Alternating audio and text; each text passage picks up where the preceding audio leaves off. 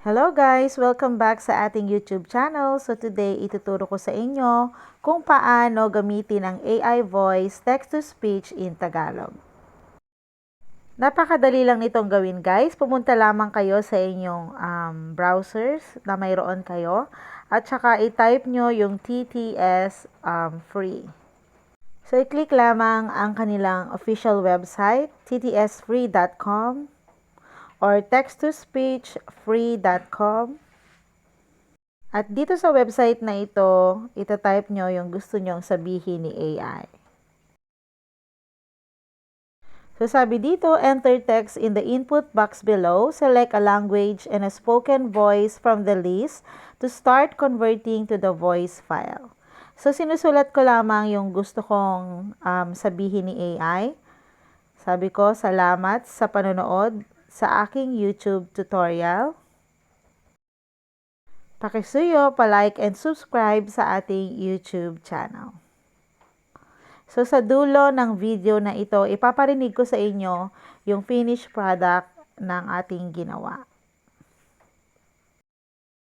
Pagkatapos mong isulat ang gusto mong sabihin ni AI, pumili ng language kung saan ka nakatira at gagamitin kong ang language ay ang language ng Philippines. So i-type nyo lang dyan yung Philippines, tapos Tagalog. At meron ditong dalawang boses kayong pagpipilian, si Angelo or si Blessica, lalaki at babae. So subukan natin si Blessica.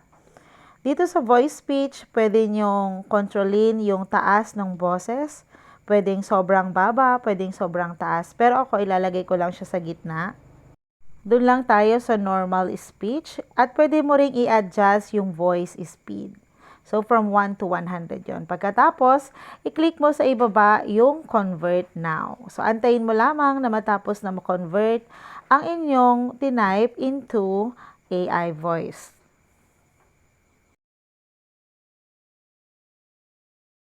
So, ayun na nga guys. Tapos na natin siyang ma-convert. So, 7 seconds lang yung nagamit na length. At pwede mo rin niyang i-download as MP3. I-click mo lamang yung download MP3 at saka automatic na siyang magsisave sa inyong files. At pagkatapos niyan, pumunta lamang kayo sa inyong file folder at hanapin nyo doon yung na-download kanina. So dito, para madali natin siyang mahanap, nirename ko lang siya. So nilagay ko sample AI voice chat at saka i-click nyo lang yung OK para mas madali siyang mahanap mamaya. At ngayon, punta na tayo sa ating CapCut para may add na natin yung AI voice sa ating video. So pagkatapos nating buksan yung ating CapCut, pumili lamang ng video na gusto nyong lagyan ng sounds na ginawa natin. I-click nyo lang yung add. Pagkatapos, makikita nyo dito sa ibabang menu, yung audio, i-click nyo lamang iyan.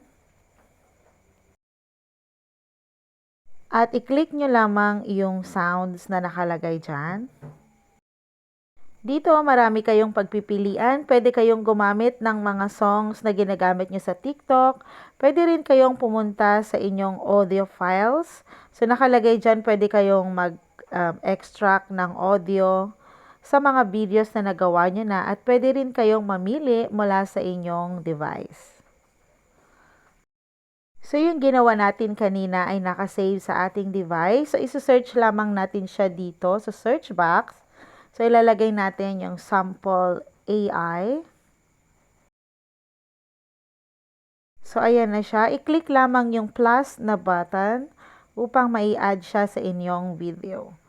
At kung makikita nyo, successfully added na siya sa ating video. So, pwede nyong ilagay yan sa gitna, sa bandang dulo, o kahit saan nyo gusto. At kung yung video na gamit nyo ay meron ng sounds, pwede nyong tanggalin iyon. So, i-click nyo lamang yung mismong video at saka i-click nyo yung volume sa ibaba. And then, i-adjust natin siya into 0 para mawala yung sounds niya. Para ang maririnig lang ay yung AI voice text-to-speech. At kapag satisfied na kayo sa inyong editing, i-save nyo lang yung inyong ginawa upang automatiko itong mag-save sa inyong gallery. So, ayun na nga guys, natapos na natin ang ating tutorial at kagaya ng sinabi ko kanina, ipaparinig ko sa inyo ang final outcome ng ating ginawa sa dulo ng video na ito. Pero bago yon, pakisuyo kung nagustuhan nyo ang video na ito, i-like and subscribe nyo ang ating YouTube channel. Salamat sa panunood ng aking YouTube tutorial. Pakisuyo pa like at subscribe ng ating YouTube channel. Salamat sa panunood ng aking YouTube tutorial. Pakisuyo pa like at subscribe ng ating YouTube channel.